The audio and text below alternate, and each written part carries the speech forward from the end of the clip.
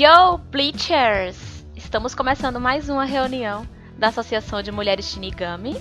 Comigo, P, conhecida pelos meus seguidores da page como Tight Show, que às vezes é um pouquinho Randy, né, na lerdeza, às vezes é um pouquinho a Rukia, mas normalmente eu sou uma mistura dos dois, não sei, já me chamaram até de Itika, é uma honra, levei até o nome de Byakuya, uau! E muito bem acompanhada, é claro, com ela, que consegue equilibrar as mais diferentes personalidades, que é a Shusui e o Nanao, dentro de uma pessoa só. Equilíbrio é tudo, gente. Com certeza. Bre! Oi, gente, tudo bem? E temos ela que mescla todas as personalidades mais alternativas que você pode conhecer em Bleach. Temos a impaciência do Kensei com a doçura da Unohana e o deboche da Lisa. Ela, Carol! E aí, gente? E sejam bem-vindos!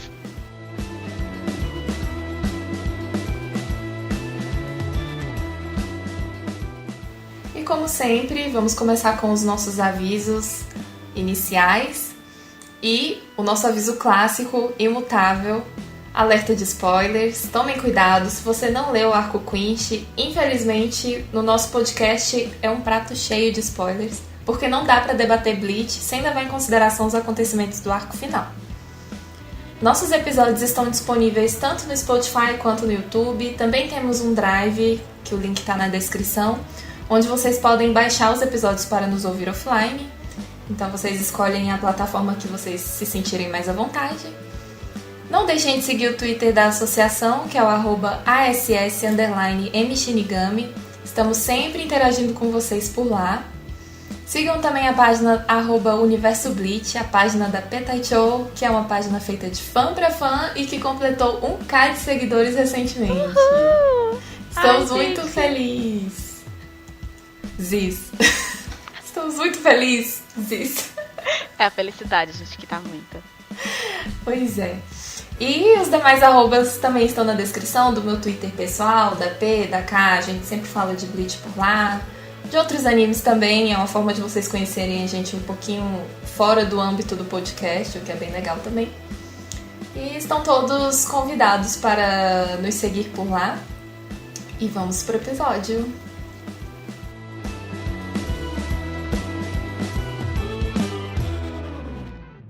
E no episódio de hoje nós vamos estender um pouquinho pro lado da psicologia, já que no episódio da chuva nós filosofamos bastante, então agora é a vez da psicologia. Lembra quando a gente tweetou pedindo para vocês comentarem com o seu personagem favorito? A gente selecionou os 10 primeiros comentários, os 10 primeiros personagens, e a gente vai fazer uma análise bem breve sobre a personalidade de cada um. Então, se você não entende porque determinado personagem é o seu favorito ou porque você se identifica com ele, Freud e a associação explicam.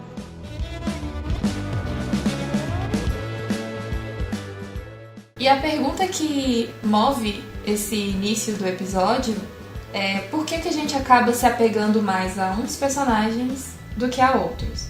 E, na verdade, a psicologia ela traz diversas explicações, a psicologia e literatura também, a respeito desse tema, né? Então, na verdade, é porque nós nos apegamos a certas características desses personagens. E aí, tanto na psicologia como na literatura, como eu expliquei, eles trazem parâmetros para você definir de que forma você se apegou a esse personagem. Pode ter sido por identificação com o personagem, pode ter sido por projeção, pode ter sido por um instinto de proteção, a gente vai explicar cada um deles para vocês entenderem melhor. No caso da identificação, é quando você se identifica com o estilo de vida do personagem, com a personalidade dele, com a aparência, você se acha parecido com esse personagem. Seja uma qualidade dele ou um defeito, os medos dele, são coisas que você são características suas que você enxerga nesse personagem. E aí, por conta disso, você acaba se apegando mais a ele, prestando mais atenção nele. Tem também a questão da projeção, que é quando nós vemos no personagem aquilo que nós gostaríamos de ser. São como se fossem modelos de vida, de personalidade. São personagens que você olha ele, você observa as ações dele, você para e pensa, caramba, eu queria ser igual a essa pessoa. Queria que eu tivesse a mesma facilidade para lidar com as coisas que esse personagem tem. Então ele é realmente um modelo, uma inspiração para você.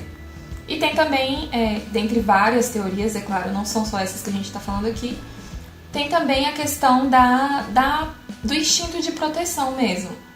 São aqueles personagens que a gente vê como frágeis ou que são bonzinhos demais. São aqueles personagens que a gente quer guardar num potinho e proteger de todo mal. É isso. E aí a gente se pergunta também com relação aos vilões, né? Porque, de acordo com alguns estudos, os vilões, eles são aquilo que nós gostaríamos de ser se a gente não tivesse que se apegar a certas regras que a sociedade nos impõe. Que é a questão da moralidade. E etc. Senso, né, de Exato. moralidade e as leis, a cultura. Exatamente. Sabe quando você tem muita raiva de algo, sei lá, o seu chefe ou... Não sei, você vê um vilão aloprando, seja em Bleach, seja em qualquer outro anime ou filme, sei lá, você para e pensa, caramba, eu queria fazer a mesma coisa que ele, eu queria explodir coisas, eu queria bater em pessoas, eu queria fazer maldades, mas eu vou ser preso, é um crime, não é legal, ok. Então eu fico satisfeito de ver o vilão fazendo essas merdas e tá tudo ok. É uma coisa que também tem muito é a questão da humanização dos vilões em relação a o que gerou aquele ser para que ele acabasse pendendo para porque ele acabou tirando dele esse senso de moralidade. O que é que provocou essa vamos dizer assim, o que foi a tesoura para cortar essa barreira, né, entre o que é bom e mal, porque na verdade o bem e o mal é muito relativo. E aí vemos vilões como, por exemplo, um que é muito falado de modo geral, que é o Coringa, né, que é sempre dito que foi a sociedade que acabou transformando e tal, e aí outros sempre fica num dilema moral e ético a respeito do se ele realmente é mal ou se ele só é mal por causa dos eventos e tudo na vida dele. Então temos aí um vilão anti-herói. A gente fica aí na dúvida, né, da nossa história, que é o Aizen, que a gente fica pensando, não vou falar muito, mas a gente sempre fica questionando, né? Mas ele é mal, mas o que ele fez? E essas ações não tem justificativa, mas ele não tá certo, e aí a gente acaba, de vez em quando, ou quase sempre, a gente acaba dizendo, não. No fundo, ele tem razão. E aí a gente fica meio que sentado em posição fetal, pensando na vida. Cara, eu tô apoiando um ser que queria matar muito. E eu tipo, pô, velho, e agora? O que eu faço? Só que é complicado também, porque do ponto de vista, dependendo do ponto de vista, Soul Society também poderia ser uma vilã. Central 46 com certeza é uma vilã. Nossa, velho, queria botar fogo naquele lugar. Foi algo, né, que eu botei até num dos episódios iniciais da gente, que eu até disse que quando o Ichigo foi para a Soul Society para resgatar a Rukia, o vilão era a Sereitei, era o Gotei, né? Exato. Porque o ponto de vista era de quem? Quem tava querendo impedir algo que ele queria fazer, que era algo bom, que era o resgate da amiga. E eles todos queriam impedir. Mas aí a gente tem o lado dele, e aí fica aquela complexidade de quem é que tá certo, a imparcialidade. A gente vai estar do lado do herói da história. Mas se você virar a história de ponta cabeça, de outra posição, se a história for contada lado dos Shinigamis. Se a história for contada de quem tava lá, vamos pegar um personagem que tava lá, descobrindo tudo o que aconteceu. Então, quem é que tá errado? É um invasor que tá chegando, que pode ser uma ameaça, então eles estão sitiados. Aí a gente fica pensando assim, né? É verdade. Assim, Tem muita então, coisa pra gente tratar sobre vilões e anti-heróis em Bleach, né? pois é, a gente vai ter Eu um tô me momento só pra isso, segurando né? aqui. A gente vai ter um momento só pra isso, a gente se estende nisso. Mas eu acredito que isso, essa questão de a gente se identificar, tem também a questão da gente se pôr no lugar. então, já que a gente tá falando do Aizen, o Aizen pra mim ele não é vilão. Ele é um anti-herói. Assim, né? Na minha opinião. Porque eu acho que ele não é de todo mal. Ele tinha as razões dele. Eu não consigo enxergar ele como vilão. Ele fez o que fez porque ele acreditava em alguma coisa. Pra mim ele é um anti-herói. Mas a gente não vai se aprofundar agora. Mas como a gente tá falando do Aizen, eu quis defender ele aqui brevemente. Quem não quer, né? Mas de novo, a gente vai passar o episódio todo falando do Aizen, de novo. Mas a gente vai ter um episódio só pra se aprofundar um pouco mais nos vilões e no senso moral de Bleach. E vamos esperar por este Muita momento. coisa pra falar, viu?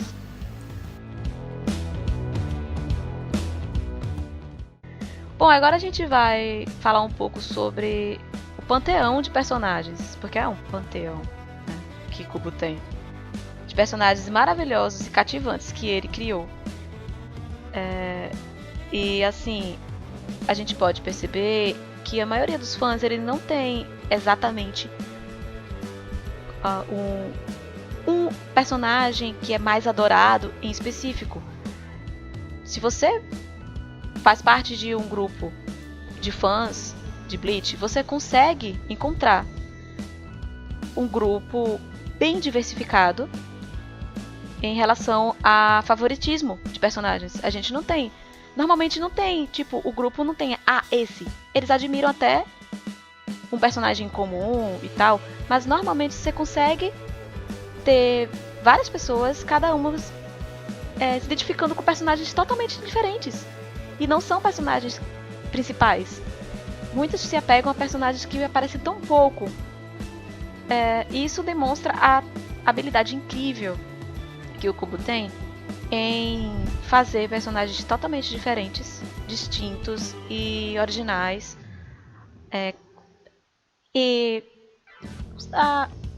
Eu não sei como dizer, mas posso dizer, também exóticos, e ele realmente tem...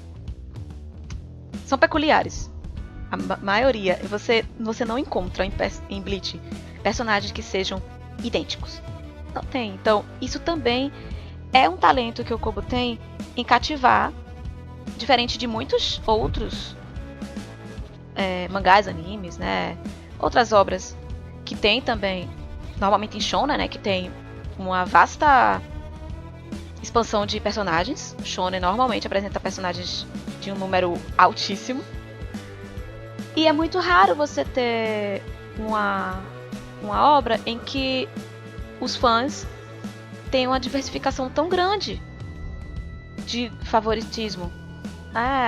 Eu vou citar aqui, dentro da associação temos nós três meninas, e nós três temos totais personagens diferentíssimos. Como a gente falou até em acho que foi o nosso primeiro, onde a gente se apresentou, né, eu fiquei com o núcleo dos nobres, dos Shinigamis, né, eu sou apaixonada pela Rukia, claro, minha princesinha, o Renji e o Byakuya. E aí temos a Bre, que todo mundo sabe que é apaixonada pelo Shisui e pela Nanao. Os bebês. Que são completamente diferentes e avessos ao meu núcleo. E temos a K, que tá lá num lado totalmente oposto da história, com o Kensei, lá no mundo humano, com os Vaisas, e o Hisagi, porque, né, ele é o cadelo do Kensei, não adianta, então... Aí tem a Unohana, né, que é a senpai ali, então... Já aqui dentro de um grupo tão pequeno, já temos... 3 panelinhas. Pois é, temos 3 núcleos totalmente variados de personagens que nos faz perceber como é que o Kubo constrói os personagens e cativa a gente. E nenhum deles são personagens principais em si. São todos coadjuvantes ou secundários. Exatamente. No meu caso, eles são mais coadjuvantes, são mais participativos, são mais de frente do que ficam lá pra trás. Mas é isso, gente. Eu não tenho. Eu vou ficar aqui de novo babando o Kubo. E aí vocês vão ficar dizendo que eu sou babona do Kubo. Mas ele tem essa habilidade, gente, de construir. E um exemplo disso são os Quinches no arco final. O tanto de Quinch que tem. E são todos, cada um com uma personalidade, cada um com uma característica, cada um com uma letra do alfabeto. Cada um de um jeito, mesmo com tantos Shinigamis, com Vizards, com Hollows. E ele ainda consegue criar aquele monte de Quinch. Eu fiquei chocada. E outra coisa muito interessante, que ele cria os personagens dele da seguinte forma. Ele desenha um personagem que tá na mente dele, de repente ele tem uma fisionomia assim, sabe? E faz o rascunho, faz ali o processo e ele olha e faz, eu acho que esse personagem tem essa personalidade. Ele não pensa num personagem. Ele não pensa na personalidade antes. E depois, não, né? Ele é um mangaka que primeiro desenha e depois define. Imagina, ele tem todos esses personagens desenhados dentro da mente dele pra depois jogar personalidades. E mesmo assim, não batem as personalidades. São todas bem diferentes, né? Às vezes tem personagens que têm personalidades parecidas, mas o Kubo usa pra fazer uma jogadinha, tipo o Stark e o Shunsui naquela luta deles, que a gente claramente eles têm muitas semelhanças e o Kubo usa isso como pra criar um conflito a mais, um peso a mais pra luta deles, né? Porque a gente pensa, caramba, se não fosse isso, eles seriam muito amigos. Então, ele ainda brinca com a nossa cara e coloca personagens parecidos pra fazer, né? Pra dar um peso maior pra situação. Mas não necessariamente porque ele não tem a criatividade suficiente pra isso. É uma coisa que ele sempre fala nas pouquíssimas entrevistas, que eu sempre vou me queixar, porque ele é um chato de entrevista. Eu queria muito. Ele é insuportável. Que ele falasse um pouco mais, né? Mas, né, tudo bem. Uma coisa que ele sempre fala é que ele gosta muito de trabalhar com opostos. Ele sempre gosta de fazer dos jogos os opostos. Tirando aí o conceito do Stark e do Shunsui. Eles estão inimigos, porque eles estão em lados opostos. Mas ele tem essa semelhança de personalidade. Porém, eles precisam travar uma batalha ali. Mas nenhum dos dois quer. Mas eles precisam, então é uma obrigação ali e fica essa coisa conflituosa. Ele fez isso com o Ishida e o Ichigo. Porque ele disse que ele precisava criar um arqui-inimigo pro Ichigo, ali logo de comecinho, né? E ele gosta tanto de fazer essa brincadeira de opostos que ele quis fazer tudo realmente oposto. O Ishida, ele é todo certinho, todo, né, de cabelo feitinho, todo bem padronizado. A roupa dos Quinches são brancas, em oposição ao preto dos Shinigamis. Eles não usam espadas. Eles usam arco, que é de longo alcance, ao contrário dos Shinigamis, que é luta de... Tem que ser uma batalha alcance, né? De curto alcance, porque a ferramenta deles é assim. E ele falou que ele adora fazer esse tipo de conflito. Então isso reflete muito nas personalidades dos personagens que ele constrói. Ele gosta de fazer essas coisas de... Principalmente, uma coisa que ele diz que gosta muito é de fazer uma coisa muito aleatória. De pegar um personagem e ele dizer, esse personagem parece fofo, eu vou colocar aqui que ele é o cão. Ele adora fazer isso. Sim. Ele quis fazer isso com o Aizen. O Aizen, ele não tem um semblante típico vilão. Ele não tem, ele é bonito.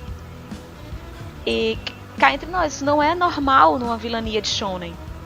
o vilão ser aquele vilão charmoso, encantador. Isso é normal para outro tipo de obra, não nos mangás, né?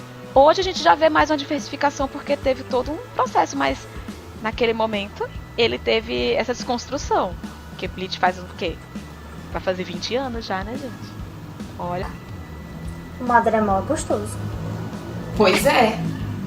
Tem isso. Mas eu tô falando em relação à construção de charme. Tipo, Madara, eu já vi, assim, tipo, a gente acha bonito os designs dos personagens, mas cá entre nós, o Aizen, ele é charmoso de personalidade. Eu sempre falei isso. Ele eu acho joga... que não é o físico dele.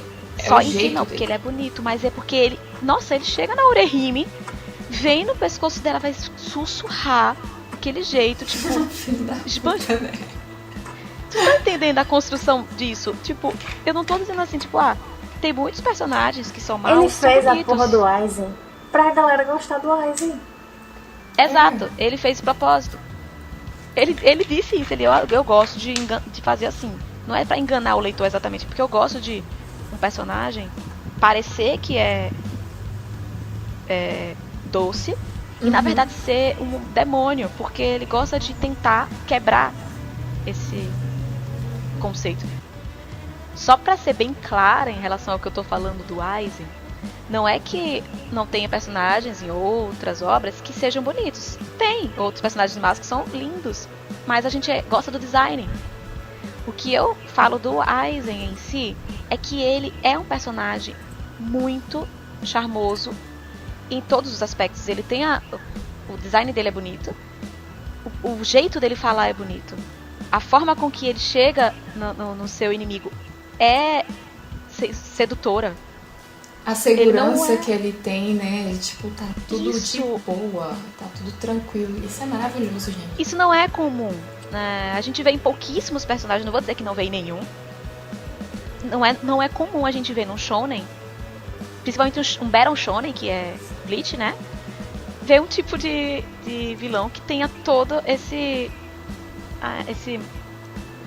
Como eu posso dizer, um molejo? Não sei, mas toda essa construção, assim, que quebra, realmente. Então, o Kubo tem essa coisa, ele gosta de fazer isso, ele gosta de ser provocativo com seus personagens. E eu acho que isso também faz parte da gente se identificar, não é? Com essa indecência toda de tudo. Sei lá, eu acho fascinante. Inclusive teve um seguidor, eu não lembro quem foi, nem sob que circunstância, que falou assim, que o Kubo é gênio por ter criado um vilão que a gente ama muito, só que a gente não sabe do passado dele.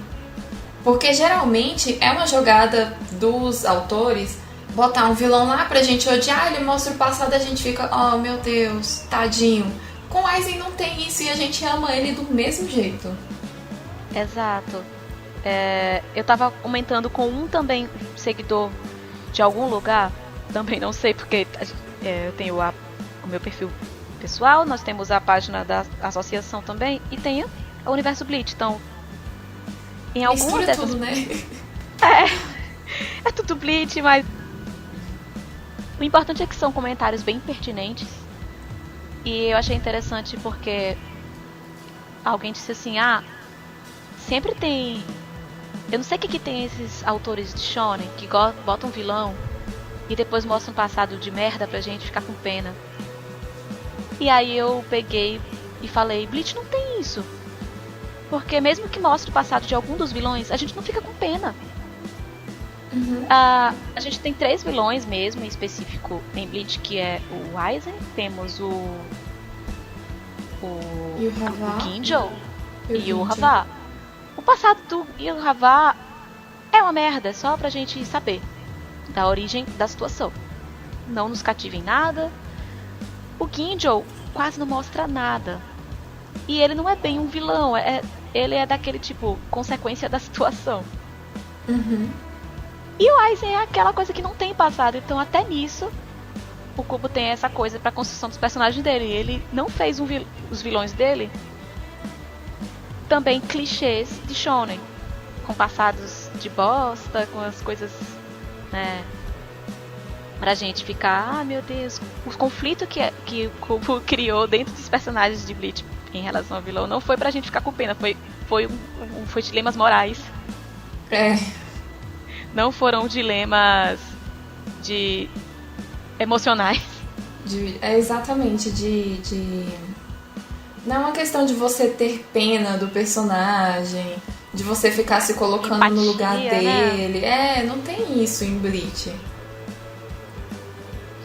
Ai, por isso que eu vou dizer todo episódio.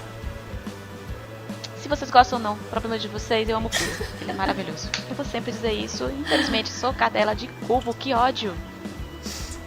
Eu tenho meus momentos de amor e de ódio com ele, sabe? Eu também odeio ele às vezes, mas a maioria das vezes eu amo. E o primeiro personagem vai ser o Zaraki fucking Kenpachi. Então a gente já começa assim, metendo o pé na porta, Zaraki soco na cara, né? Bem ao estilo Matanza. Soco.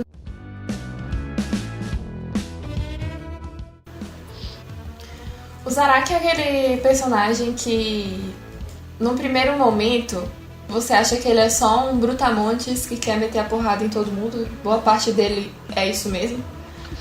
Mas se a gente for analisar o desenvolvimento dele no decorrer de Bleach, a gente percebe que ele também tem valores muito fortes.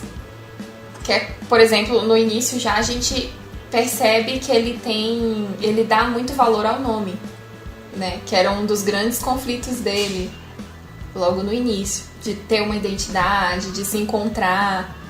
Ele também tinha um respeito muito grande pela Konohana, tem sentimentos paternais pela Yachiru, então assim, ele demonstra de um jeito meio bruto que ele também tem um coraçãozinho ali dentro, sabe? Ele não é só uma máquina de matar.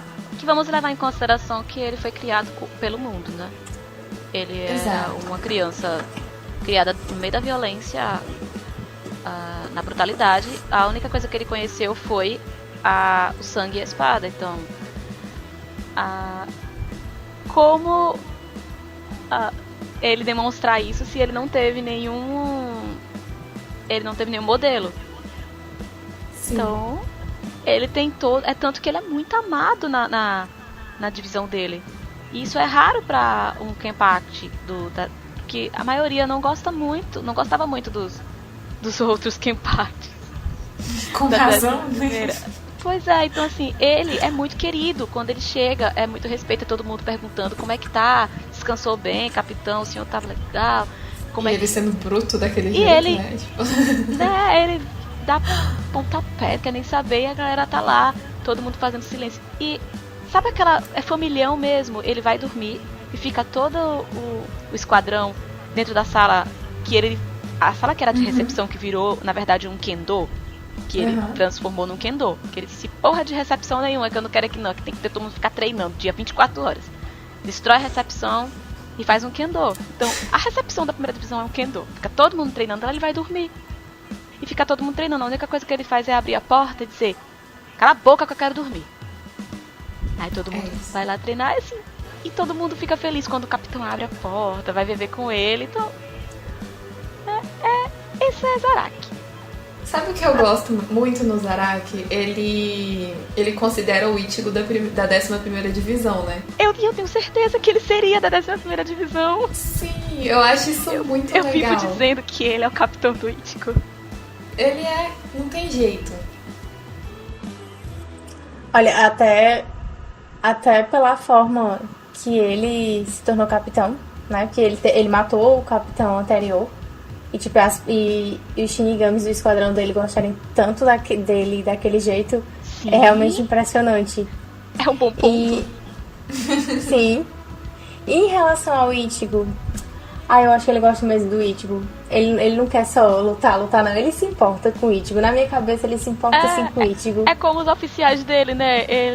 Quando ele tá meio num dilema, a primeira coisa que vem na cabeça dele são os oficiais falando, dando os conselhos. E aí você faz... É muito lindo. Tá, né? Ele pensa no Ikako falando as atrocidades.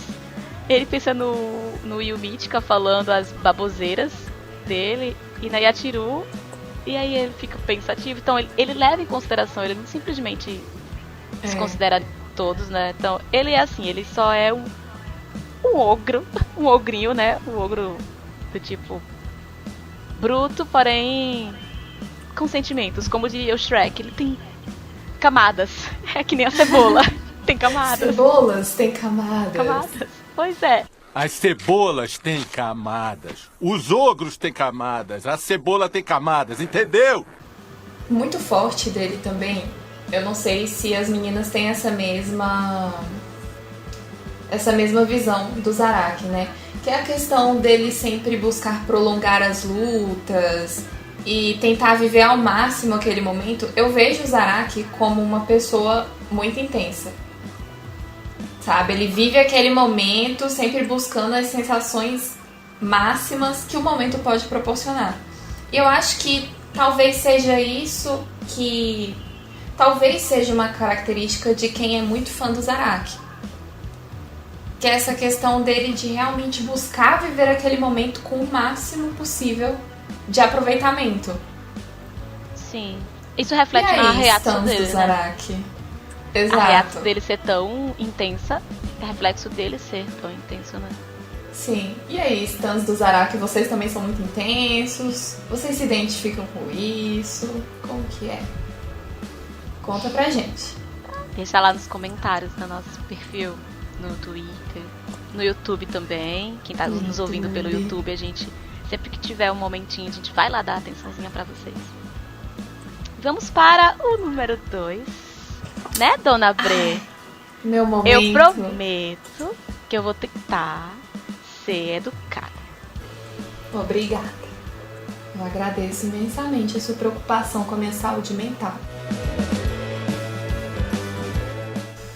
Por onde começar com Kyoraku Shunsui, né? Porque a gente começa achando que ele é um grande bobão. E na verdade ele é um personagem muito profundo. E a gente só tem 100% de certeza disso no arco final, mas a gente já tem uma leve impressão na luta contra o Stark, que ele tem uma certa profundidade. Mas até a gente perceber que ele é uma pessoa extremamente observadora e sábio também, né? Ele sempre pensa muito antes de tomar as decisões dele. Ele não faz nada de cabeça quente. Sim, eu acho que ele tá é muito ponderado. Tranquilo. Ele é muitíssimo ponderado. Eu nunca nem vi Shunsui de cabeça quente. Eu já vi ele irritado. Que foi justamente na luta, na batalha por Karakura. Que ele fica realmente... Ele sai um pouco do nível de good vibes que ele vive. Que é quando ele joga o Haori, que ele tá lutando, ele fica um pouquinho acima da normalidade dele, né? Mas é aquela coisa, ele tem os momentos de brincar e tem os momentos que ele leva a sério pra caralho, né? Principalmente no arco Quinch a gente vê isso com mais frequência. Mas... é porque assim, o Shunsui ele tenta levar tudo de uma forma bem pacífica, né? Ele sempre tenta não lutar, ele sempre tenta não brigar, ele sempre ponderado, como a P diz.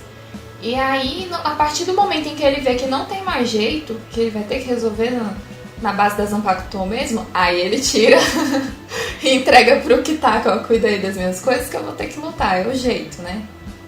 Isso é confundido muito com negligência, preguiça. Isso fica... confunde muito, né? A pessoa, ele é um... Tipo, todo mundo percebe que ele é super forte, até porque ele é um dos veteranos, então todo mundo sabe que veterano é sinônimo de evolução de poder, mas tipo, ele só tá ali porque é veterano, é forte, mas na verdade ele não é muita coisa, e isso é confundido e passa essa impressão, né? Porque a pessoa acha que ele é descansado demais, mas na verdade é aquela coisa de como ele agora é comandante, isso fica muito claro. É aquela coisa de comandante.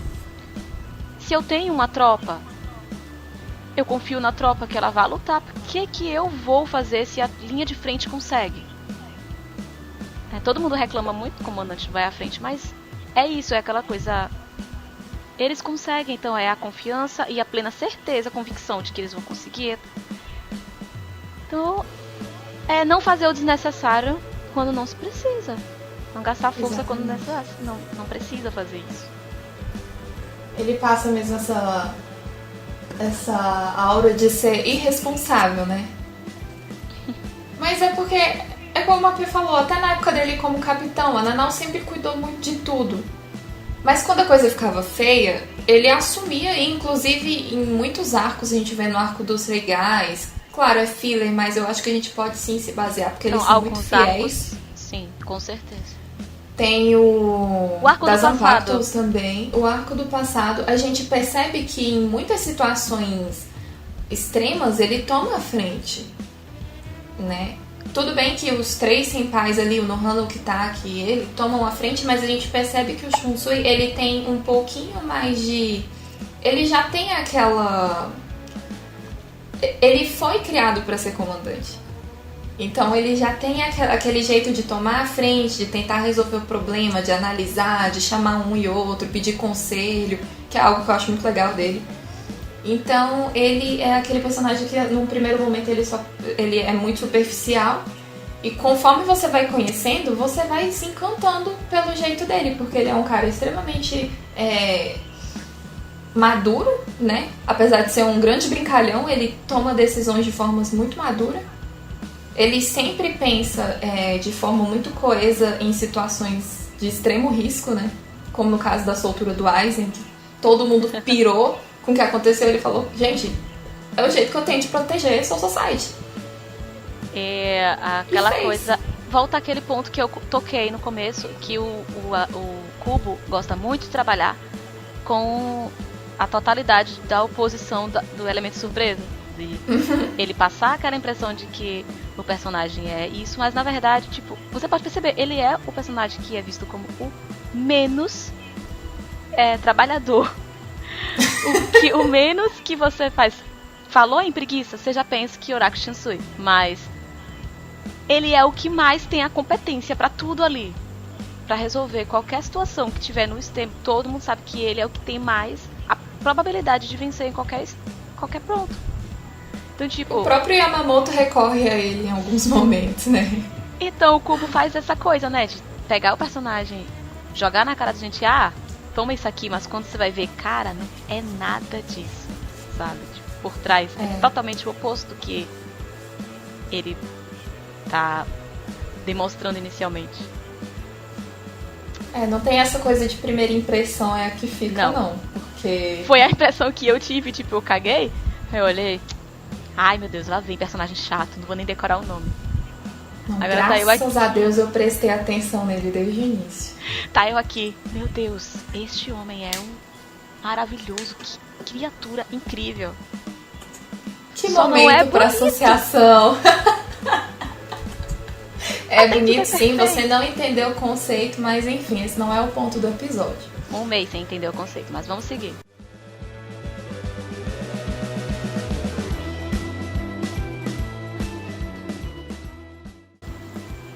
Eu não vou tentar definir uma característica dos stands do Shunsui, porque vai parecer que eu tô falando de mim mesma. Então eu vou deixar pra vocês. Eu falei que os stands do Zaraki devem ter algum grau de intensidade parecido com o do Zaraki.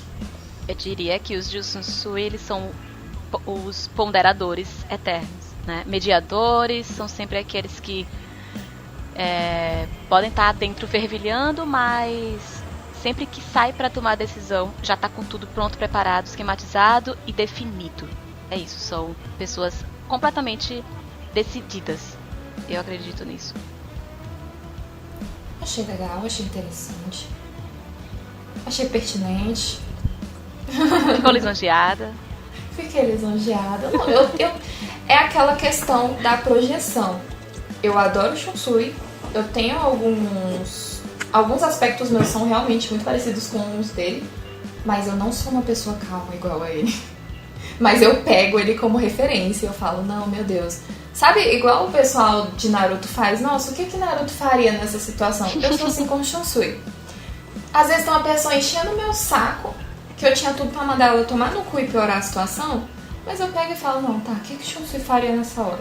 Aí ele faria uma piada pra pessoa ficar mais indignada ainda e cortar o assunto. É isso. Ultimamente eu tô resolvendo meus problemas com piada. Na verdade, muitas vezes isso já faz parte da gente e a gente não sabia. Esse tipo de ação, a gente só descobre que faz porque a gente se identifica com o personagem que já faz isso com mais habilidade. Trabalha, mas normalmente poderia ser que a gente nem conhecesse esses personagens e naturalmente fosse tomar esse tipo de postura. Em alguns momentos ia evoluir pra começar a agir desse jeito. Talvez. Exato. Seja desse Eu lembro jeito. que uma vez, lá vem as lembranças de Twitter, né? Uma vez me perguntaram se eu achava certo a gente usar personagens pra, como que eu posso dizer, lapidar a própria personalidade. E aí eu lembro que eu falei que eu acho muito válido. Porque não é só porque você tá ali sentado assistindo ou sentado e lendo que você não pode pegar uma experiência pra você se tornar uma pessoa melhor, né? Sim, o autor, ele não escreveu uma historinha por escrever, não. Ele tem um propósito na história dele. Não o propósito não é causar na sua vida, mas ele tem um propósito porque ele tem toda uma estrutura formada na mente dele. Ele não desenhou um quadro aleatoriamente, ele não fez um balão no lugar aleatoriamente, ele não construiu todo o conceito de um caráter aleatoriamente. Ele teve um propósito em todos os traços que ele fez. Então, poxa, o que há de mal a gente pegar aquilo ali que foi feito com tanto esmero para que a gente possa trabalhar e ser uma pessoa melhor? Eu acho que isso é o que falta pra gente, enquanto cultura pop, é achar que só porque é cultura pop é fútil e é banal. Não é. Aquilo ali foi feito com tanto zelo quanto uma obra clássica, né, da literatura mais conceituada. Conceito é algo de perspectiva. Então, não é só porque aquilo ali não é considerado de alta classe que não tenha sido feito com tanto empenho e tanta propriedade quanto uma coisa que seja considerada fina, né, e mais, como eu posso dizer, mais assim, requintada. Não, isso é visões. Então, o que falta pra gente mostrar aqui, nossa, talvez esteja fugindo um pouco, mas eu preciso falar disso. O que falta é que a gente faça com que os nossos gostos, que a gente acha bobos, nossas otaquices, sejam vistas como coisas também de valia. É a gente mesmo mostrar que os autores, mangakás, os artistas que estão trabalhando naquilo ali, estão tendo todo um processo de criação foda por trás. A gente precisa valorizar isso para que ele suba de status no valor. Eu acredito nisso. Então todos esses personagens são muito válidos para a construção de caráter se a gente precisar de espelhar, porque só nos faz bem. Só não vai se espelhar em gente ruim, aí é pra se fuder. Aprendam com os erros das pessoas ruins. Tudo nessa vida é experiência.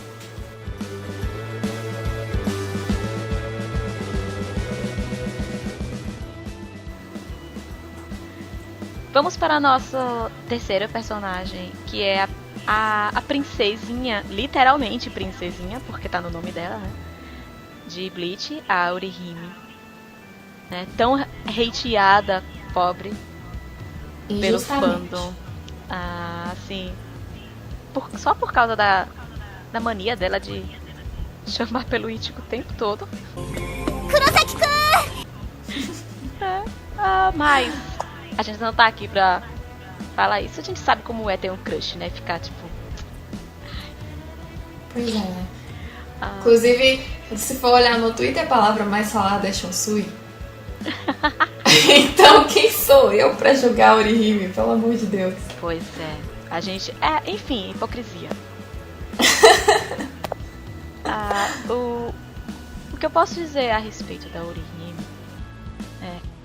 a Orihime, assim, a primeira percepção, né, sempre tem aquela primeira impressão, mas como eu sempre digo, o Kubo gosta dessa coisa de a primeira impressão nunca é o personagem, nunca. Então, sempre que você vê o personagem de Kubo, nunca ache que ele é aquele personagem. Sempre é uma coisa quase oposta. passa. Então, a primeira personagem que a gente... Não, a primeira impressão que temos da Orihime, acho que é de forma geral, é que ela é só aquela boba apaixonada, aquela garotinha que fica o tempo todo só sendo sabe, um chaveirinho do Ichigo o tempo todo ali no pé dele, só pra ser a apaixonadinha da série. Mas chega um ponto da história em que ela mostra o lado de, na verdade, ela é uma garota determinada, que ela tá ali sempre alegre, sorridente. Não é porque ela é uma boba, mas é a forma que ela tem de fazer com que todo mundo fique bem, porque é isso que ela é. Ela é aquela pessoa que quer todo mundo feliz. E o que ela faz de primeiro é ser feliz primeiro, pra espalhar, né, a alegria. E quando ela vê que as coisas não estão legais, a primeira coisa que ela vai ela toma a frente. E eu já percebi muito que ela faz, ela toma a frente e não avisa a ninguém. Ela simplesmente ela vai bem determinada, bem independente, né, nesse e sentido. ela é independente. A gente fica com essa impressão de que ela fica, ai meu Deus, tudo é Ichigo, mas não, ela no comecinho da história ela foi tomar uma satisfação, eu não tô recordando com quem agora, mas ela foi tomar uma satisfação de dizer, olha, eu quero saber o que tá acontecendo com o Ichigo e tal, e tipo, eu fiquei, uau. E ela não conta ao Ichigo porque ela não quer preocupar. E depois ela faz a mesma coisa na situação lá com o Urahara. E ela treina sozinha, sem dizer a ninguém. Vai com o Chad e tal. Ela quer ficar mais forte. Porque ela quer ser alguém que... Ela é, na verdade, alguém de atitude. E a gente fica, na verdade... A gente não repara porque a gente colocou nela todo esse estereótipo da menininha, fraquinha. E nós nos cegamos dessa parte dela. Tanto que ela vai com o Kyoha porque ela quer defender, né, de forma independente. Sim. Então ela não é a garotinha resgate. Quando o Ichigo sumiu pra treinar com os Vizards, ela foi procurar ele por conta própria e achou. Ela não falou a ninguém. Ela não falou pra ninguém que ia procurar. Ninguém sabia onde é que ele tava. Ela foi lá e achou ele. Ela foi com a Rukia treinar na Soul Society. Agora, uma coisa que essa garota faz é vai pra Soul Society como quem vai na esquina do carvão, gente. Sim. Ela, enquanto o Ichigo tava sem os poderes, ela treinou pra caralho pra suprir ele não precisar, né, se preocupar em tá todo mundo indefeso, porque ele não podia fazer isso, né, ele não podia proteger, que era o que ele mais ama. É proteger as pessoas, então ela treinou muito, ficou super forte para que ela pudesse fazer com que ele não sofresse. Ela entrou em contato com a Rukia para ver um jeito de sanar a depressão dele, que ele estava nesse estágio, para poder eles recuperarem a condição de ele poder virar Shinigami. Então, tipo, ela é o retrato da determinação. É isso. Sem falar que, além da determinação, ela também é muito empática, né? Ela sempre enxerga o melhor lado nas pessoas, até mesmo nos vilões. Ela enxergou tão bem o Kyoha. Ela enxergou do que é que ele precisava, o que é que ele... não sei como explicar. O que é que estava faltando, o que é que ele buscava. Ela enxergou alguém bom nele que, sinceramente, só fazia coisas ruins pra todo mundo. Mesma coisa com o Muramasa. Ela foi a única que enxergou. Ele está em profunda tristeza. Ele está em profunda... ele está solitário. Ele está solitário. Ele está sentindo falta do mestre dele. Ele está procurando. Meu Deus, ninguém percebeu, só ela. Ela olhou pra ele e fez um diagnóstico completo, né? Ela tem essa coisa de analisar. O Ichigo, de vez em quando, tá muito mal, mas ele tá sempre passando aquela impressão pra todo mundo. Mas ela olha pra ele e fez, o Ichigo não tá legal. E todo mundo tipo, não? Ela, não.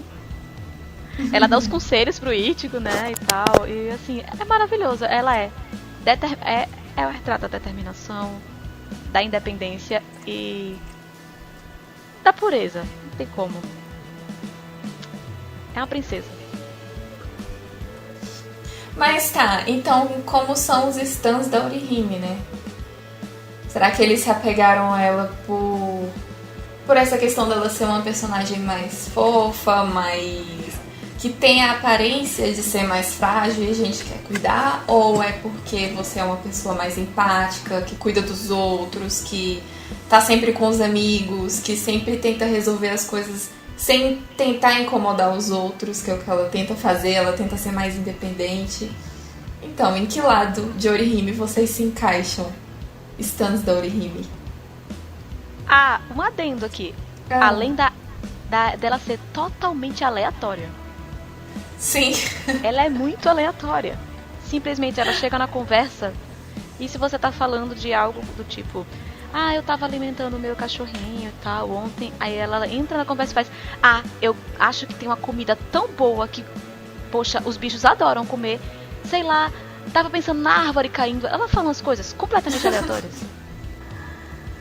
Vamos pro próximo?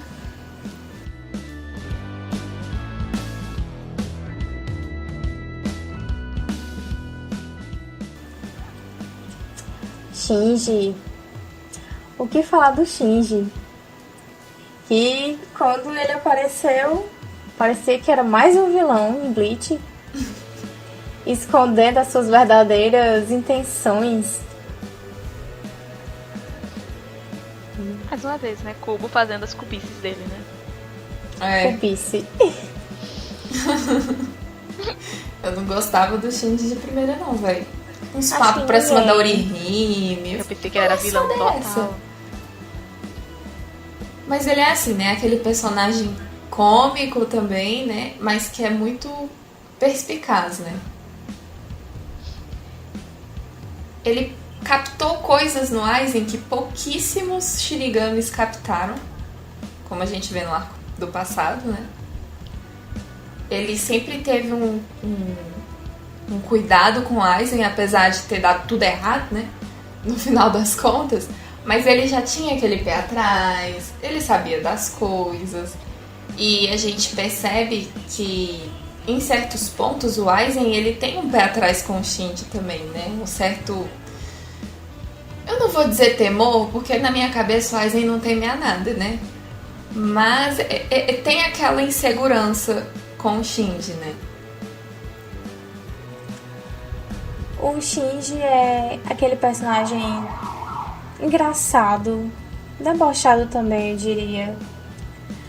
Mas ele não é só isso, como a Bru falou, ele foi um dos poucos personagens que meio que enxergava quem realmente o Aizen era, ou pelo menos desconfiava. Ele parece ser todo bobão, porque ele fica brigando com a Hiyori daquela forma lá, ela fica tacando a chinela nele e fica aquela cachorrada. Ele é capitão, pelo amor de Deus, e fica aquela cachorrada no meio da society. Não dava nem levar a sério ele como capitão. Mas ele ficava tipo assim, olhando, esse é meu capitão mesmo? Por favor.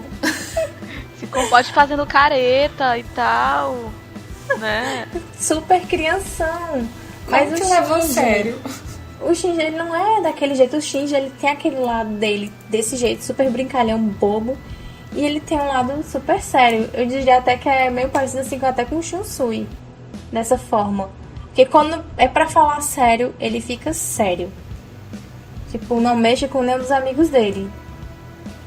Com ninguém, ele... Principalmente.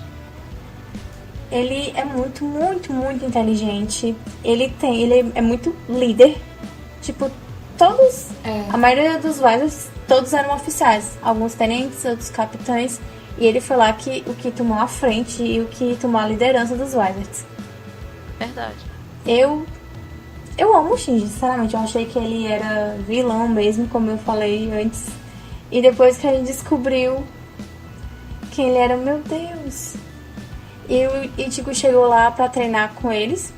Eu disse que o Ichigo ia fazer parte dos Vizards, sabe? O Ichigo, não vou. Eu vou arrancar isso de vocês vão me ensinar. E só que não foi bem assim, né? A gente sabe que o Shinji ia treinar o Ichigo, independente dele se juntar aos Vizards ou não. Ele é companheiro, né? Ele é muito companheiro. É muito companheiro. Você percebe que ele gosta do companheirismo. Pelo que você É até tão falou. companheiro que ele... Eu creio que ele que encabeçou essa ideia de ajudar a Soul Society no arco final, né? Sim. De dar uma sacudida em todo mundo e falar, vamos ajudar. Eu tenho certeza. Claro que os outros Visors, num certo ponto, concordaram com ele, mas eu acho que ele foi quem chamou todo mundo e falou, vamos ajudar. Sim, ele se afeiçoou muito ao Ichigo, eu acho. E Urahara também estava lá na guerra para ajudar a Soul Society, apesar de tudo. E eles têm muita consideração a Urahara. Então eles não, como é que eu posso dizer? Eles gostam muito. Eles, né? Ele tá falando dos Shinji só, ele tá falando dos Vizards como geral. Eu acho que ele também tem muito esse senso assim de. Não seria devolver o favor, mas ele não esquece de alguém que ajudou ele. Gratidão, vamos dizer. Gratidão é a palavra. Ele a é uma palavra que eu pessoa tava grata. procurando. Então a gente conclui, né, que o Shinji, ele é esse crianção. Querendo ou não, ele é um crianção. Demais. Mas é um companheiro.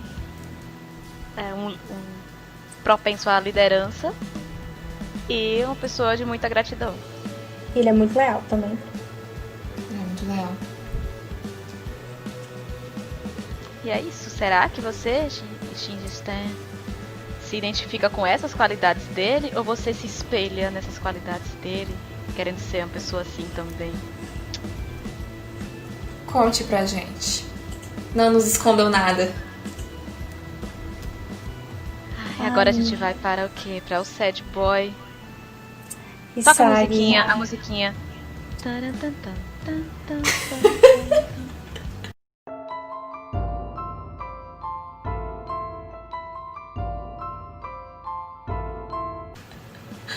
Ô, gente, ele não é só sad boy, né? Peraí, vou defender o meu marido. O bichinho, gente. E Sagi é aquele Shinigami que segue todas as regras, cegamente. Ele... Tipo o capitão dele, tipo o Tosen. Ele se espelha em todos os capitães dele. Ele tem aquela tatuagem do Kensei porque eu acho que ele foi o Kensei que... Como é que eu posso dizer? Que inspirou ele pra entrar pro Gotei 13. Então ele se espelhou muito no Kensei. Aí ele chegou lá e se espelhou no Tosen. Então, quem tipo, ele escolhe que ele... Como é que eu posso dizer? Que ele pega como referência, que ele admira, ele quer ser que nem aquela pessoa. E ele segue todas as regras direitinho. Ele é tipo Byakuya. Ele é todo... Segue as regras. Eu vejo ele assim. Eu Só ia que fazer depois até a gente... paralelo. Que o Byakuya fala assim, se ninguém segue as regras, se nós não seguimos as regras, quem vai seguir? Quem vai seguir, é.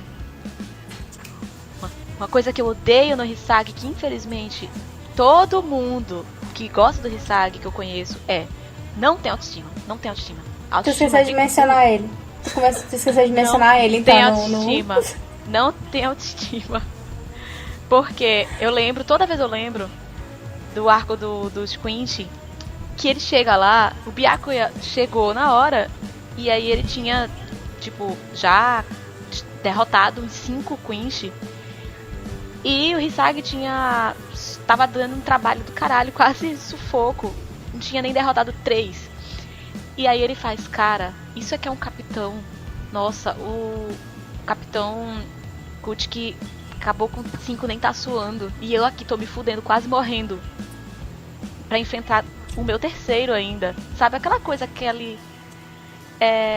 aquela coisa de complexo de inferioridade que ele tem. Mas o Hisagi, ele tem muito isso.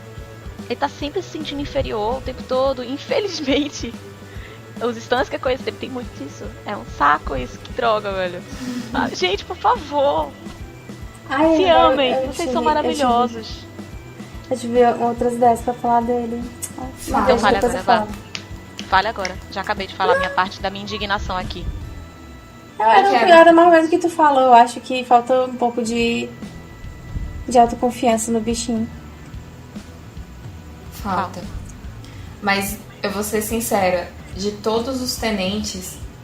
ele é o que mais tem potencial, sob o meu ponto de vista. Inclusive, mas eu acho que é por isso. Mas inclusive, eu acho assim que esses dias eu me peguei pensando, né? Tá, beleza. Daqui a mais uns 1000 anos, vamos supor que Shunsui aposenta, porque na minha cabeça ele vai morrer de velhice, tá? Vamos supor que ele aposenta. Quem seria qualificado daqui a 1000 anos para ser comandante? Eu diria que o Hisagi. Eu confio muito no potencial dele e você vê que o Kubo sempre tenta trazer para ele os valores do Gotei 13. De justiça, de equilíbrio, de proteção. A gente vê isso na novel, a gente vê isso num capítulo extra que teve no meio do arco Quincy. A gente percebe que o Kubo sempre tentou trazer esses valores e transmiti-los pelo Hisagi. Então eu acho que ele é muito qualificado.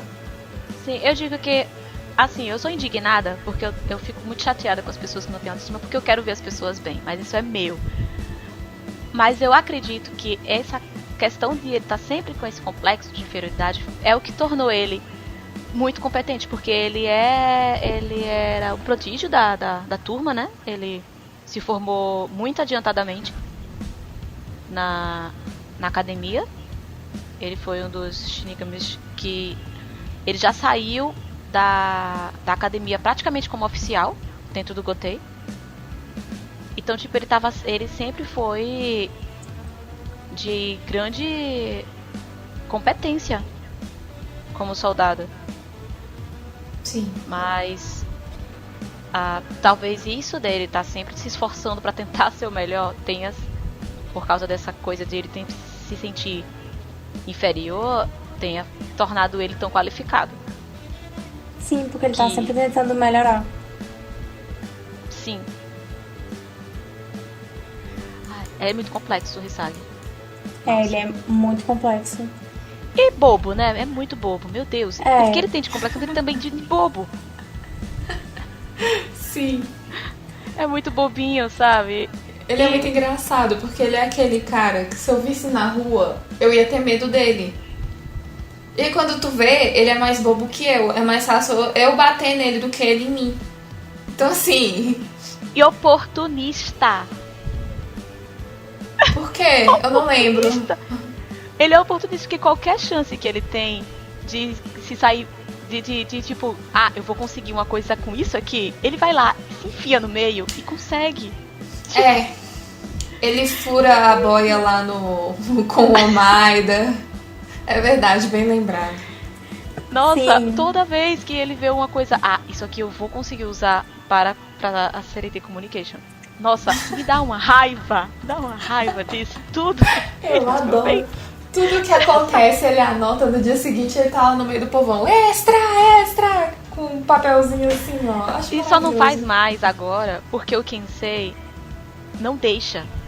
Que ele fica, por favor, capitão, deixa. E o Kensei fica, tipo, pro evento. Aí ele faz, olha, o Hisagi tá doido pra escrever sobre isso. Vocês vão deixar? Ou ele pode? Pelo amor de Deus, que eu não aguento mais esse moleque aqui enchendo meu saco. Quem sei toda aquela paciência dele. Sim. Vamos falar da aparência dele. Assim, a primeira vez que a Bray falou. Aí agora, o Hisagi, agora eu lembrei. Quando ele apareceu, eu achei que ele era um dos Shinigamis assim, mais durões. Ele com aquela cara fechada, aquela tatuagem, as cicatrizes, a própria Shikai. Então você acha... Não, ele é tipo assim, da 11ª divisão. Sim, né? Só que aí Também você pensei. conhece o Hisagi. Nossa, ele é um bobo. Ele não tem muita autoconfiança, infelizmente. Como a Abra falou, ele tem muito potencial, mas enquanto ele tem tanto potencial, ele acha que ele não tem. Ele se cobra muito, mas é um dos Shinigamis que tem, assim, de mais caráter ali. Porque ele gosta de seguir as regras ao pé da letra, assim como o Byakuya também, eu diria. Ele é muito inteligente, Ele ficou muito tempo como capitão interino da nona. Muito mesmo. Ele também assume a CDT Communications. E mesmo com quem... Sozinho. E mesmo com quem, sei lá, o Kensei também não quis saber de CDT Communications, pode ficar com ela aí. Então ele é tenente e diretor, né? Editor-chefe da CDT Communications. Assim, e vamos falar da Zanpakuto dele, né? Que é o espelho do seu mestre, Kazeshine. Lenda. Você olha assim, nossa, essa é a Zanpakuto do Hisagi. E as palavras do Kira, né? Ele é o estresse, todo o estresse do Hisagi. O que é que o Hisagi carrega dentro dele que a gente não sabe? Porque ele não deixa em momento nenhum do anime, nem do mangá no último arco, que a gente saiba que lado é esse dele. Então, eu não sei nem se na nova a gente descobre, que a gente não terminou de ler ainda. Também não, o final também não tá traduzido ainda. Mas assim... Hisagi tem 3 faces, né? A primeira, que a gente acha que ele é um brutamontes. A segunda, que a gente vê que ele é um bobaião. E a última, que a gente não conhece ainda, né? Ele é muito complexo. Ele é muito complexo. Ele é. Eu amo muito isso nele. Eu diria que ele é um exemplo de Shinigami. Ele é o Shinigami exemplar. Ele Sim. é o que todo... Até coincidiu aqui, que eu nem lembrava, mas eu lembrei agora dos dizeres da novel, né? Ele é o exemplo do que deveria ser um Shinigami. Uhum. Né? Todos os princípios. Tirando a Shihakushu dele, o resto, ele é o Shinigami perfeito. Sim. O homem mais casável da Soul Society, eu diria.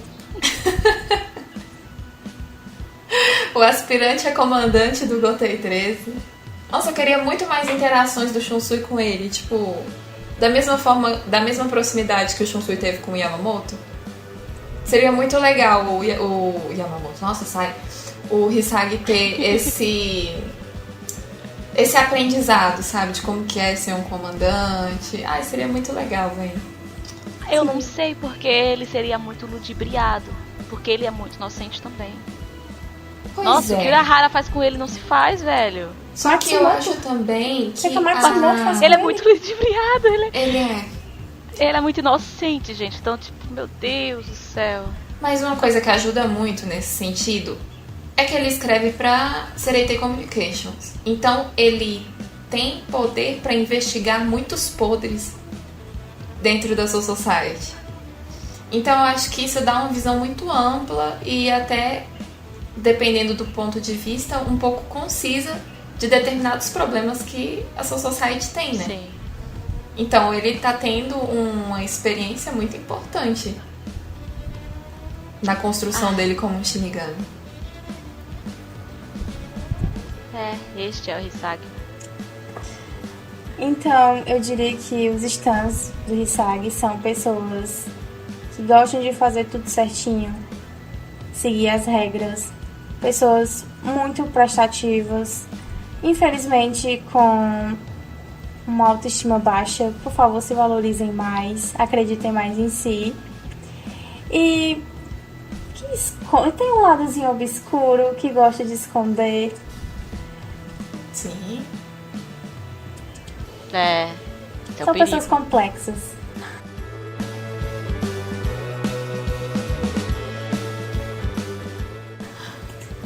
Próximo personagem, Hitsugaya Toshiro.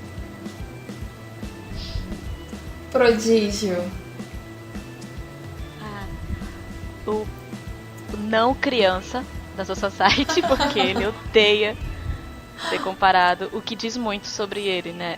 Esse complexo de... acho que a maior característica dele é essa coisa de ele não gostar de ser visto como uma criança. Ele busca sempre o respeito, né? Assim, porque ele entende que se ele é visto como uma criança, ele não vai ter moral. Não vai ser respeitado. Ele não vai ser respeitado, ele não vai ser visto como um capitão. Que ele é, na verdade, né? O capitão que ele é. Porque ele poderia ser uma criança, mas ser um capitão. Mas ele quer que todo mundo veja que ele não é um capitão criança. Né? Porque, na verdade, querendo ou não ali, ele foi uma criança quando ele entrou. Assim como o Gin. A Nanau. Quando entrou também. A Nanau, todos eles foram Shinigamis criança. Mas o Hitsugaya, ele tem essa coisa, né? Não chame ele de criança, não chame ele de pequeno. Que ele fica pistola. Eu acho que da mesma forma que com o Hisagi, ele meio que se cobra bastante também. Porque ele teve... ele é workaholic, ele teve um passado muito difícil também, né? Então ele tomou um senso de responsabilidade muito novo. Que eu acho que é um dos maiores fortes dele, né? A questão dele abraçar o dever dele e seguir tudo certinho, bonitinho e, tipo, ignorar completamente o fato de que ele é muito novo pra tanta responsabilidade. É tanto que isso apressou muito as etapas. Ele não tinha completo domínio da Bankai dele, o que nos diz muito, né? Que ele apressou mesmo. Então,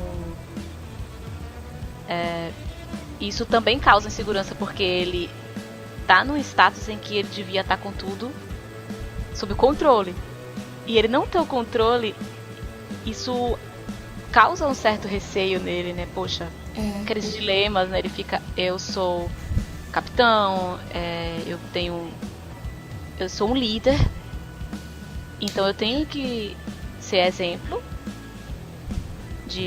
eu tenho que ter tudo bem definido, bem certo, mas ao mesmo tempo todo mundo percebe que ele não tem domínio das coisas. Mas ao mesmo tempo ele não nega, ele sempre diz, eu não tenho pleno domínio disso. Nesse sentido, ele é bem aberto e, na verdade, por ele não se sentir à altura, eu acho que ele não percebe que, na verdade, quem tá ao redor dele tem muita confiança nele também e na competência dele. Isso é uma coisa que ele tem com ele mesmo, mas todo mundo que tá ao redor reconhece ele como um bom capitão. Né? A gente vê muita gente Um dos melhores. Que faz o serviço com excelência. Então, é um complexo dele mesmo. Não é que o Gotei o enxergue assim, como se ele não estivesse à altura do cargo, né? Isso. E a gente tem que lembrar que é uma coisa que ele não queria ser Shinigami. Ele não queria ser Shinigami. Eu não lembrava ele disso. Disse pra Hinamori dizia, quando você entrar na academia você vai ver. E ele dizia, quem é que quer ser Shinigami? Pelo amor de Deus. Eu não. E aí ficamos pensando, né, que a Matsumoto foi lá e disse, você precisa ser Shinigami porque você tem muito poder. Então ele virou o Shinigami pra tentar conter tamanho poder que nem ele tem essa sabedoria. Então assim, é aquela pessoa que nasceu com um potencial enorme e acabou assumindo a responsabilidade para tentar equilibrar os seus potenciais, né? Então, sabe aquelas pessoas que são jogadas em situações que sabem que pode mais muito, muito cedo? Porque precisou, sabe, amadurecer antes da hora. Então é isso. Esse é o nosso capitão Hitsugaya. Certo, e como são os stands de Hitsugaya? Eles também têm esse senso de responsabilidade muito grande. Tiveram que amadurecer muito cedo. Tem complexo de tamanho. Ou até mesmo de capacidade, né? Tipo, não mereço estar aqui. Por favor, superem isso, vocês têm plena capacidade. Se estão é porque merecem, né? Exato. Estão carregando isso aí, porque tem plena competência. E tem aquela coisa também, ninguém chega pronto, né?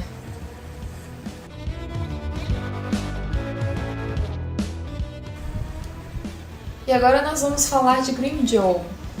um dos espadas favoritos do fandom. Vou ser direto ao ponto. Eu acho que a maior característica do Grimmjow é a competitividade.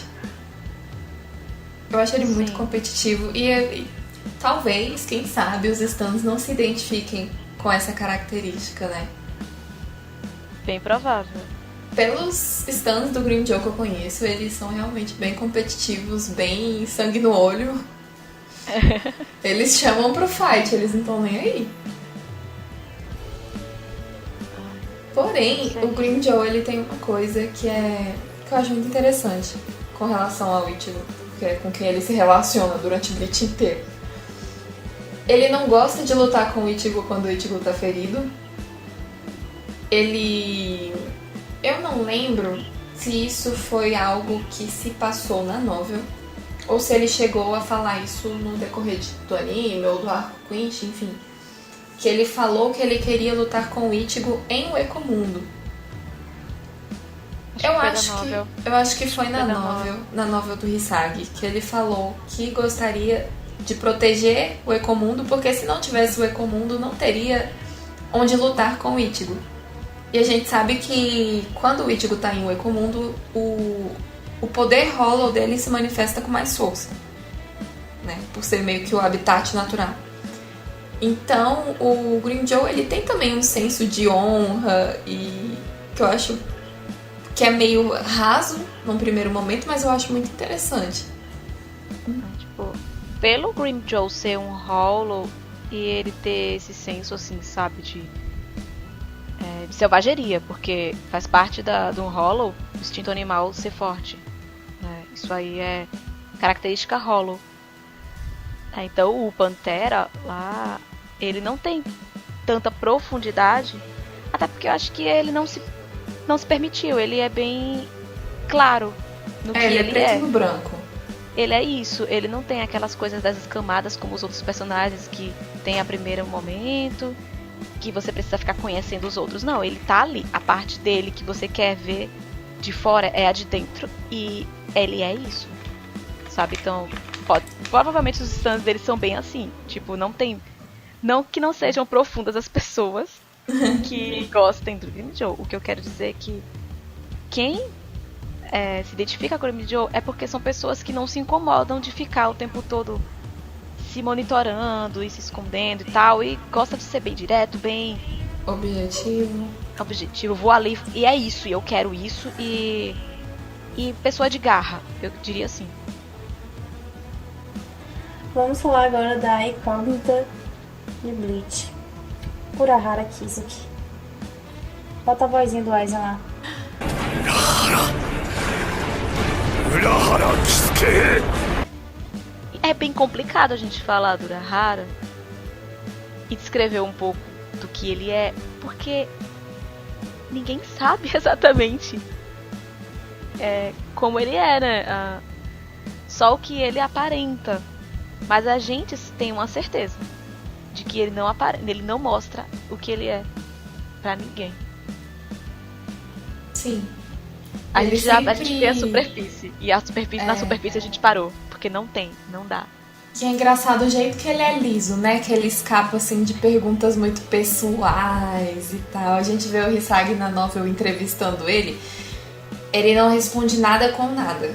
Ele simplesmente ele desvia do assunto de uma forma e o Hisagi, indignado por dentro, mas tentando ser profissional, é muito engraçado. Ele é tipo uma salamandra, né? Não tem condições. Mas, assim, a única coisa que a gente consegue, pelo menos eu acho, que a gente só consegue descrever que ele é uma pessoa... Ele é bem prestativo, assim como o Hisagi, sabe? Não do tipo... Tá, eu diria prestativa de um jeito oportunista. Mas isso se diz pelo instinto cientista dele. Mas ele não chega a ser oportunista no nível Mayuri. Ele é oportunista a ponto de, tipo, ter um limite, ter um senso de humanidade ainda. Então, eu acho que é um dos pontos que a gente consegue ver. Ele é uma pessoa, assim, que né? Que gosta de fazer as pessoas gostarem dele. Que ele Eu sempre acho que é faz de justamente tudo. esse mistériozinho também que as pessoas ficam interessadas, né? E aí a gente vê também esse lado dele mais prestativo, né? De tipo, vamos tentar achar uma solução. Porque assim, tá, eu não vou adentrar a situação que ele ajudou o Ichigo, ajudou a Rukia, porque também foi uma forma de ele querer sempre se redimir, porque ele tava se sentindo muito culpado por todas as coisas. Ele também ajudou a Masaki e saiu assim, sabe? Fazendo aqueles suportes. Ele ajudou na Guerra Quinch. E aí um ponto, a Guerra Quinch ele não teve ele não teve culpa naquele caso lá, né? Ele se prestou. Então ali já é uma questão realmente de ele ser prestativo. Uhum. Mas nos outros casos ele teve uma parcela de culpa em certas situações. Mas em todo caso ele podia tocar o foda-se que ninguém sabia. Então ele podia dizer, dane-se, né? Não foi só culpa minha. Eu fiz uma coisa que alguém se aproveitou e fudeu o resto. Mas eu não posso me virar as costas e cagar pra isso. Então, ele tem essa coisa de querer ajudar. Quando ele era capitão, ele tava sempre, né, prestando apoio aos colegas de Bantai. Sempre o tempo todo ajudando. Ele sempre tava o tempo todo ali mostrando, tentando cativar a confiança da Hiyori. Então ele tá sempre buscando que confiem nele, né? Talvez ele tenha essa insegurança de tipo, porra, será que eu cago tanto? Ninguém confia em mim, eu preciso. Confia em mim, meu Deus. É uma coisa que eu sinto dele, esse desejo por ele querer que as pessoas deem crédito a ele um pouco. Que talvez ele ache que ele seja um pouco descredibilizado. O que me lembra muito que no arco do passado, quando ele foi nomeado para capitão e tudo, ele se mostrava uma pessoa muito insegura, né? Tipo, ele achava que ele não merecia estar lá, que ele não merecia ser capitão e tudo. E eu acho que esse foi o momento que a gente viu o Urahara mais aberto, assim, né? Que mostra mais os próprios sentimentos. Daí pra frente, ele literalmente virou incógnita. Ele se fechou muito. Principalmente quando... eu acho que ele se fechou mesmo quando aconteceram as coisas. Aí foi que ele se fechou total. E talvez seja um modo de ele querer garantir a segurança das pessoas. Que ele faz é melhor que ninguém saiba. Porque quando souberam, quando adentraram nas coisas da minha vida, fudeu tudo. Então possa ser que seja isso, né? A gente tá trabalhando em cima de muitas decisões por ele ser uma incógnita. Falar do Urahara vai ser trabalhando na dedução mesmo. Porque a gente não tem muita base pra analisar, né?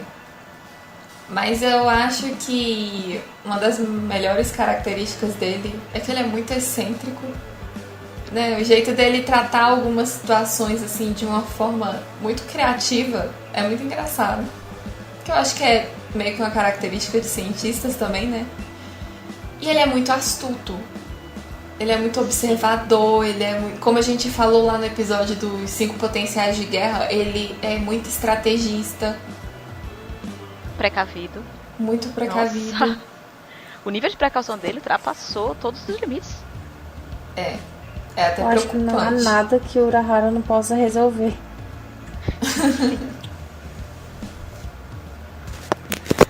Então, eu diria que aqueles que admiram ele, né, os fãs, os stands dele, pode ser que seja só uma admiração por esse mistério que ele traz e também pela inteligência dele. Não podemos descartar o nível de inteligência dele. Atrai muito. Então, eu diria que a maioria dos fãs do Urahara são os stands dele por isso dele, pela inteligência, pela astúcia e por ele ter essa capacidade de converter as situações. É mais uma questão realmente de espelhar do que se ver mesmo dentro do personagem, porque ele não dá muita brecha pra gente se identificar com ele. Então fica mais difícil. Mas dá a brecha pra gente se espelhar em ser uma pessoa, né, com essas características que ele ainda deixa a gente ver. E agora vamos falar daquele que ultrapassa todos os limites do sad boysismo, o Kyoha. O que dizer? Eu diria que o Kyoha é um dos mais complexos espadas que tem. Porque, nossa, ele vai numa característica humana que não era pra existir num Hollow. E ao mesmo tempo é tudo que o Hollow é. Que é aquela coisa de o vazio existencial. Isso é um pouco preocupante quando a gente pensa que tem muitos meninos, muitos jovens que se identificam com ele, porque ele é um personagem que traz todo o vazio da existência, toda a preocupação em que será que realmente eu mereço o mundo, eu estou aqui, o que é que eu sou na vida, sabe? Aquela preocupação do Shakespeare ser ou não ser, eis a questão, é o que traz o Kyoha. Né? Ele não sabe o que é o sentimento. Na verdade, talvez ele saiba o que é o sentimento e ele não sabe transbordar ele pra fora. Então, é normal quando a gente eu digo porque quando eu era adolescente, que foi a fase que eu comecei Bleach, me identifiquei também um pouco com o Kyoha, eu gostava muito dele. Hoje eu já não tenho tanto gosto, assim, também não tenho aquele desgosto. Como a Ká costuma dizer, eu sou indiferente. Mas eu entendo porque a gente, quando tá adolescente, a gente tem algumas aflições que não consegue descrever, sabe? Alguns sentimentos que a gente sente, não sabe, não entende, e tem coisas que a gente não sente e quer sentir. É uma turbulência de coisas que a gente sente quando é adolescente e que o Kyoha traz muito disso. Muita gente brinca que ele é o emo, né, tal, gótico, mas ele trabalha realmente todos esses sentimentos que são trabalhados por esses gêneros, que é a questão do vazio. Ele foi encontrado no vazio. Quem não sabe, tem uma tipo uma light novel, bem um trechinho pequeno que foi feito pra ele sobre como ele foi encontrado e sobre antes dele ser um espada. E ele era um vagante, diferente dos outros companheiros dele, e ele se sentia totalmente isolado e sentia que a existência dele era nula. Ele sentia o nada. Não era que se sentia ninguém, ele se sentia o nada, ele se sentia o vazio. Então toda a existência dele foi baseada no vazio. Então até o final foi quando ele finalmente encontrou um preenchimento, foi quando ele deixou de existir. Então isso é muito complexo. Então quem se identifica com ele pode ser que tenha também essas angústias, essas aflições, né, de será realmente o que é que eu sinto? Será que o que eu sinto é válido? O que é? Essas dúvidas que não consegue sanar. Então, pode ser que seja isso. Pode ser apenas que se identifique com um pouco da melancolia que o personagem passa também. Ou pode ter sido também que as pessoas tenham compadecido dessa busca incessante dele para entender, por exemplo, o que é o coração, né? O que são os sentimentos, o que é esse desejo de proteger os amigos, enfim. Eu acho que isso é o ponto máximo dele, assim, né? Ele acredita que se você não vê, não existe, né? Que é o caso dos sentimentos. Então ele, como a P falou, quando ele tá morrendo é que ele finalmente entende o que é um sentimento, o que é a sensação de perda. Esse é o Kyoha, um dos personagens mais complexos de Bleach. Enfim, vamos falar do El Brabo, Chad. Yastora Chara. Pois é, né? É um personagem que a gente não tem absolutamente nada de ruim pra falar. Não tem mesmo. Ele não se comunica muito, mas ele não precisa, né? Ele é aquele personagem que simplesmente só de olhar pra você já sabe o que ele quer dizer. Ele é... como que eu vou dizer? O fato dele não ser muito comunicativo meio que não importa, porque ele é uma pessoa que tá sempre junto. Sim. Ele sempre tá lá. É uma pena que o Kubo, né, às vezes caga um pouquinho e esquece o pobre do menino. Que todo mundo é revoltado com isso, porque Sim. ele é perfeito, cara. Ele faz de tudo pelos amigos. Ele tem valores maravilhosos da infância dele, com o avô dele. Ele teve todo esse deslanche pra no final não ser lembrado, né? Bichinho. Mas o bom, eu vou dizer, ele ainda teve um desenvolvimento. Apesar de tão pouco ele ter aparecido, ele ainda teve um desenvolvimentozinho dele, sabe? É, bem mínimo, mas teve. Não, ele teve um bom desenvolvimento. Ele só não teve muito tempo de tela, infelizmente. Seria muito bom a gente ver, porque ele teve a gente sabe do passado dele, a gente sabe do relacionamento dele com o Ichigo, a gente conhece a personalidade dele. Infelizmente a gente não pôde vê-lo mais.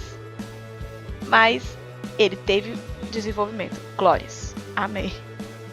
Só, infelizmente, não teve participação. Que é uma pena. Que é um personagem maravilhoso. Né? É um personagem de representatividade. Porque ele não é personagem, na verdade, característico, né, dos shounens, né, dos cabelos lisinhos, os olhos grandes e tal. Ele é um personagem. E devo dizer uma curiosidade que talvez muitos não saibam. Quando o Kubo desenhou ele não desenhou porque ele pensou, como eu disse no começo, ele desenha e pensa no personagem. Ele não faz o inverso. Então, o Chada não foi pensado para ser um personagem latino. Ele simplesmente viu o personagem e achou que o design lembrava muito a característica de um latino. E ele fez, por que não? E lançou. Né? E deu muito certo. Porque ele ficou muito bonito, né? A sua história dentro de Bleach ficou muito legal. Chad maravilhoso, gente. Os nossos comentários de que a primeira impressão não deve ficar, o Chad é um desses também. Porque você olha pra ele e você pensa, caramba, esse cara deve bater em todo mundo da turma. Deve ser ele brabo, né? Mas quando tu vê, ele é o cara que cuida do periquitinho. Assim. Ele é muito fofo, cara. Ele foi pra Sereitei e ele não lutou com ninguém. Ele só, infelizmente, encontrou o Shunsui e tipo, pô, droga, não queria lutar, mas... Por um lado, ainda bem que ele do encontrou o Shunsui, Shunsui. Então... Mas ele passou o tempo todo desviando todo mundo, só derrubava umas paredes pra passar. Mas, tipo, ele não lutou. Não é porque ele não é foda. Não, ele simplesmente não... Não via sentido, né? Era o princípio dele. Que ele foi criado com o avô pra não usar os punhos levianamente. Né, só pra defender o que ele acha digno de defesa. Então ele chegou lá no Sereitei, ficou na árvore com os passarinhos lá de boa. Foi visitar o menininho que era o periquito. Olha, coisa fofa. É, gente, tipo... Ele é tão atencioso, né? Tão cuidadoso. Eu acho isso muito fofo. Então, talvez os fãs, os stans do Chada, tem essa coisa de, tipo, meio que assustar as pessoas quando vê, porque talvez a aparência seja um pouco carrancuda, né? Aquela coisa marrenta. Mas, na verdade, sejam pessoas totalmente sociáveis, pessoas, assim... Gentis, né? Até um pouco, né? Bem gentis e bem retraídas, tímidas, talvez, né? Uhum. Que isso assusta um pouco as pessoas. Eu vou falar lá com fulano não. E fulano também não fala porque também não é de comunicação. Aí fica aquela coisinha. Mas são um amor de pessoas super leais e prestativas. Educadas. Só tem adjetivos maravilhosos para os stands do chat, é isso.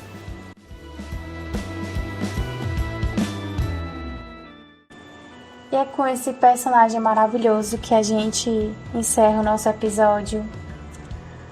Mas primeiro vamos para os avisos finais com a Bray.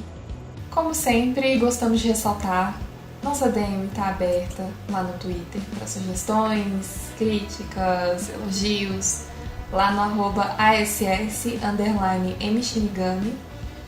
Para quem tá pelo YouTube, deem um like, comentem, inscrevam-se no canal, ativem as notificações. Lá no Twitter também tem a opção de ativar a notificação para vocês ficarem por dentro de tudo. Ouvintes do Spotify, não deixem de seguir o perfil. Eu sei que tem muita gente que escuta a gente por aí, mas que às vezes chega nos encerramentos, o pessoal já fecha e tudo, mas não deixem de seguir, porque a gente vai aparecer com mais frequência na página inicial de vocês. Então vai ficar mais fácil de vocês descobrirem os novos episódios. Não deixem de recomendar a associação para os amigos. Não deixem de ouvir os episódios anteriores. Se vocês chegaram no momento mais avançado do podcast, não ouviram os anteriores, escutem, tem muita coisa interessante também. E nós agradecemos por nos ouvir até aqui. Então a gente fica por aqui. E antes de dizer tchau, já quero adiantar alguma coisa do próximo episódio. Pra quem tava ansioso para aquele quadro Passando Pano pelo bem de Sereitei, então nós teremos nosso segundo episódio. Não vou falar com quem, obviamente. Então, estou deveras preocupada, diga-se de passagem. Então até quinta que vem. Beijo. Tchau, tchau, beijo. E como eu sempre falo, nunca é um adeus, sempre um já, né?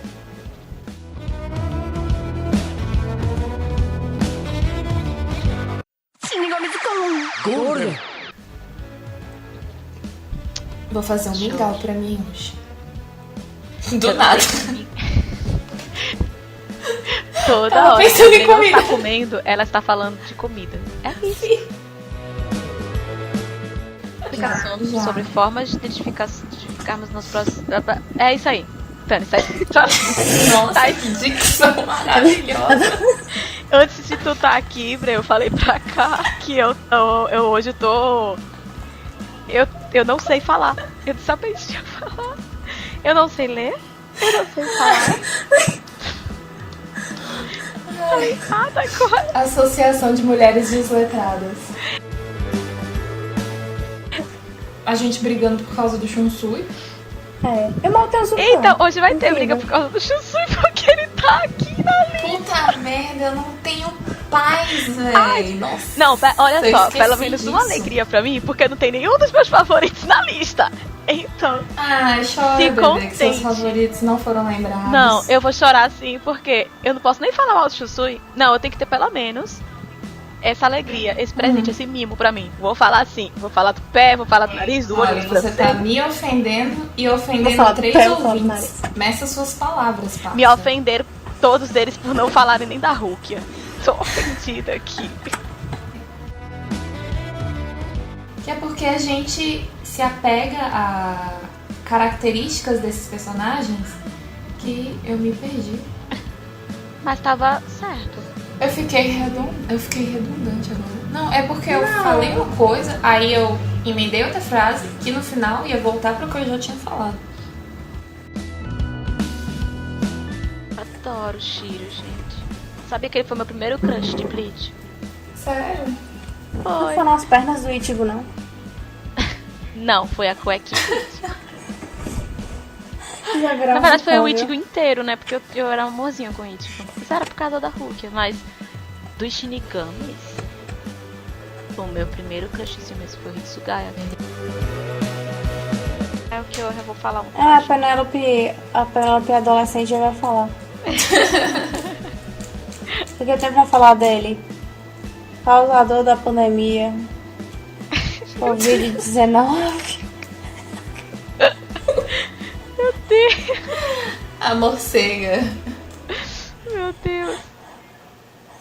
Terceira etapa. Terceira etapa. A gente Oh, meu Deus. vai ter que introduzir ele assim, ó. E agora eu vou falar do... Ele tem a primeira etapa, você, né? A segunda etapa que eu não sei o nome, a terceira etapa é a Covid. Ô, véi, a Lia hoje mesmo postou. Inclusive foi ela que pediu o Kyoha. Ela postou, nossa, eu fico tão triste quando fazem piada do Kyoha e a gente tá aqui. Isso vai ser um Zukan, tá? Terceira etapa. Eu vou ser cancelada pelo Zuki-O-Riste. Vai mesmo. Mas ó, tá bom, em minha defesa, eu não fui a primeira a fazer a piada da Covid, tá? Fui Eu eu. acho justo. Ele morreu antes disso começar. Bichinho. Agora vamos falar da incógnita. Incógnita. Como é que fala? Incógnita. Incógnita. Meu Deus. Vai. A Associação das Mulheres Desletradas ataca novamente.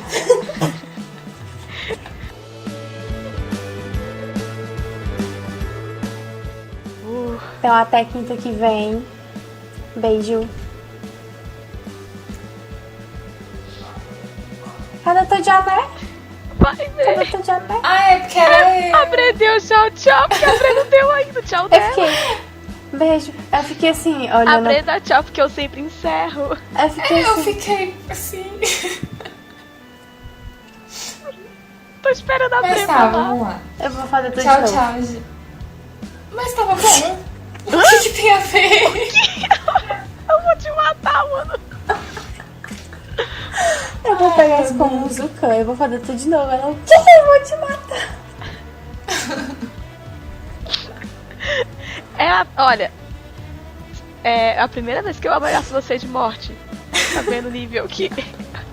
Eu sempre digo que se eu ameaçar bater em alguém ou matar, é porque eu amo muita pessoa. Olha só, a declaração de amor.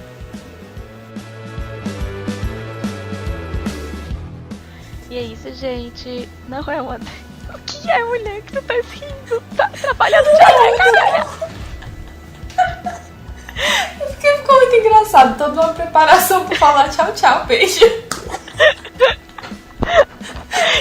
Pera, a gente termina essa porra hoje. Ai, meu Deus. Ah, eu só preciso falar de Ané, que ódio também.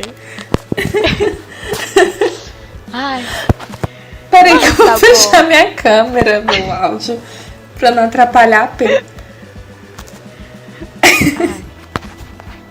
ela fechou mesmo. Piorou, que ódio, mano. Piorou porque eu tô imaginando ela morrendo de rir do outro lado. Pior que eu não tava, mas vocês começaram a rir, eu comecei também, velho. Eu tava de boa. Inferno. Eu só preciso dizer que Ané, eu não tô conseguindo. Tá vendo como é ridícula a situação? Agora você sabe o que eu senti. Volta com a câmera. Porque a câmera tá pior. Não volto, vai gravar sozinha.